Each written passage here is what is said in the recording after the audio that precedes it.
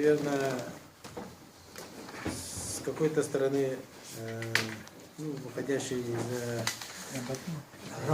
за рамки этики, потому что Алексея Кыласова мы в нашей республике позиционировали как нашего друга, как человека, который оказывал содействие в развитии национальных видов спорта, хотя он еще тогда был теоретиком этноспорта. Ну, как бы там ни случилось, не хотелось бы про нее плохое говорить, но он сам себя так выставляет. Адекватный и нормальный человек, я думаю, на такое не способен. Даже то, что он сегодня пытается обвинить меня в том, что я представлял Всероссийской Федерации исконных забав и этноспорта в Кыргызстане на этом форуме Конфедерации этноспорта, международного этноспорта, никоим образом не вяжется, потому что я последние годы за рубежом представляю только Международную Федерацию масс-рестлинга, где я являюсь генеральным секретарем. Поэтому, может, он свои желания превысил. А Международная Федерация этноспорта, которую возглавляет Алексей Кыласов, я туда с членом не вхожу. Поэтому он меня, думаю, так, зря обвиняет. Вы же обвиняете, что вы самостоятельно вышли Международную Федерацию. Я-то был там зафиксирован как генеральный секретарь Международной Федерации масс-рестлинга. А Федерация исконных забав и этноспорта России мы вместе с ним совместно создавали. И притом, я думаю, там, если разобраться, большая роль принадлежит Григорьеву, нежели чем Кыласову. У Кыласова-то, конечно, очень много противников, теперь я понимаю. Но это тот человек, который, наверное, очень неадекватен в своих суждениях, хотя и является ученым, наверное, с большой буквы, по продвижению своей теории. Но я бы, наверное, хотел еще в первую очередь предостеречь своих друзей, кто знаком с Кыласовым, чтобы они были, как говорится, начеку с ним. От него, оказывается, чего угодно можно ожидать. Меня, конечно, ребята предупреждали. Был, да? Где? Нет. На Кубке. Не было. Не было, да? Не было. Он на самом деле, да, ученый-теоретик, который практически, конечно, ни одно мероприятие не провел. И, думаю, не сможет, наверное, сам лично провести. Для него кто-то проведет, конечно. Так, то, что он меня, во-первых, обвиняет, а я, как бы сказал, что бы мог сказать. Так, он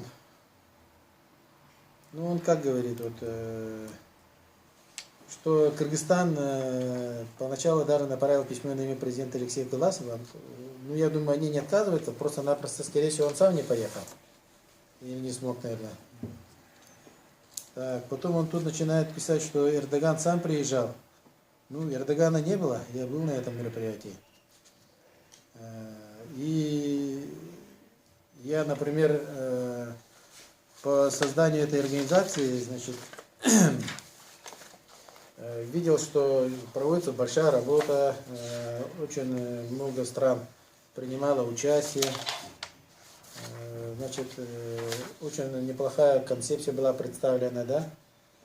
В принципе, эта организация, она создана до создания международной организации, про которую говорит Кыласов. Это он, значит, прообраз его сделал на самом деле, но эта организация ему претензий не предъявляла. Мы знаем, многие существуют параллельные организации, и друг друга претензий тоже не предъявляют. И эта организация, она пытается даже тут своей концепцией указывать, что в 2012 году создано Всемирное общество этноспорта в целях продвижения этноспорта в качестве альтернативы англосаксонскому виду спорта. Это, как говорится, то, что есть в мире, они все правильно написали, и как культурные люди упомянули и ссылаются на него. Тут Алексей Валерьевич однообразно поливает всех грязью. Я думаю, это не очень-то правильно. Так, потом он тут говорит, как он говорит, Когда открылось истинное лицо турецкого покровителя Иннокентия Григория, на мой взгляд, правомерно поставили просто его членство партии «Единая Россия». Но тут вообще смешно, как это вот, если я и в Турции не был, и ни с Эрдоганом, ни с этим никаких отношений не имел, как он может быть моим покровителем? Вот как это он доказал? Хотя он сам пишет, что от моих друзей в Турции, значит, это у него какие-то там связи есть. Надо вот там надо проверить, а что и тут на кого-то начинать претить, да? Вот. Ну и то, что он пытается, наверное, выставить меня, вот то, что я пытался там представлять Россию, я практически там представлял, как уже сказал, Международную федерацию массрестлинга. И как специалист по национальным видам спорта я давал тоже свою оценку по всем направлениям. Там проходило не только это мероприятие, там проходила международная общепроктическая конференция вот современные тенденции развития массового спорта и спорта высших достижений в новых условиях стран Шанхайской организации сотрудничества. Ну, тут Россия тоже состоит, и в принципе очень большая конференция. Тут проводились Иссык-Кульские игры. В общем, большое международное мероприятие прошло. И, как бы сказать, вот, в рамках этого большого международного мероприятия постараться увидеть только то, что негативное. Я думаю, если человек только сильно захотел, то, наверное, он только может, наверное, это увидеть. Ну, а то, что Алексей Валерьевич неадекватный иногда бывает, я слышал от многих наших коллег, которые работают в области физкультуры и спорта в России, очень многие не хотят с ним вообще разговаривать. Я все время пытался защищать его, но тут, наверное, меня тоже кто-то поддержит. И я думаю, ну сейчас, как говорится, у меня открылись глаза, и, наверное, все стало на свое место. Я теперь-то понял, почему его не любят, и мне открыто говорили, что если вы будете с Алексеем Каласовым, вы со своими видами спорта далеко не уйдете.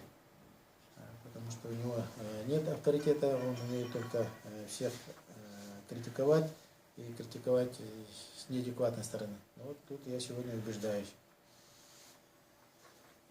Так, ну что еще могу сказать-то?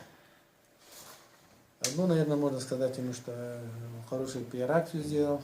Вот, я не думал, что моей персоной под одной статьей около 5000 просмотров будет.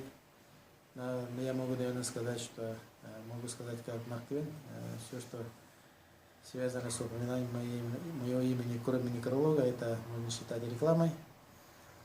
Вот. Ну, в принципе, наверное, я не хочу с ним, как говорят, судиться или дальше с ним вот так вот на страницах СМИ ругаться, потому что я-то его знаю, вот, я с ним много раз ездил в машине, когда он был за рулем, он, вот когда бывает же анекдот, у него каждый встречный, извиняюсь за выражение, козел или дурак, то у него это бесконечно, вот, можно подумать, только он правильно ездит. Но если все нарушают, то я ему пытался говорить, значит, Алексей, ты сам неправильно ездишь. Но сегодня ясно, понятно, вот где, и не только в автомобильном движении, но и в таком жизненной позиции, у него вот это вот, такие есть трения. Вот. А так, конечно, с одной стороны, он-то нам со своими связями помог, конечно, продвижению национального вида спорта. Но основное продвижение массрестлинга я связываю и выход его на международную арену. Я могу, наверное, связать, можно так сказать, чуть ли не с прямым поручением президента страны Владимира Владимировича Путина, который в 2013 году так и сказал, что национальные виды спорта нашей страны должны продвигаться в олимпийские высоты. И то, что олимпийские виды когда-то тоже были народными, национальными видами спорта. Поэтому я тут думаю, никакой другой подоплеки нету. Национальные виды нашей республики должны были выйти на определенный уровень, это уже было предсказано. Вот сидит человек, Валерий Патрович Кочнев, который начинал это дело, а мы, как говорится, продолжаем его дело. Ну и нас будут продолжать, и я думаю, нормальное такое продвижение любого вида состязаний, любого народа до определенного уровня будет продвигаться, если есть его интерес к другим людям, к другим спортсменам. А сегодня мы видим, Насресин очень хорошо дебютирует на международной арене. Борьба Хапсагай сегодня тоже очень заинтересовал других видов единоборства. Во-первых, своей простотой и то, что очень объективно и четко судействует. И сейчас многие специалисты предлагают его даже как вид борьбы, который тоже можно культивировать уже на международном уровне. Ну и, наверное, третий вид у нас, который очень неплохо продвигаться начал, это якутские прыжки. Многие специалисты тоже предлагают его включить как классический вид спорта легкой атлетики.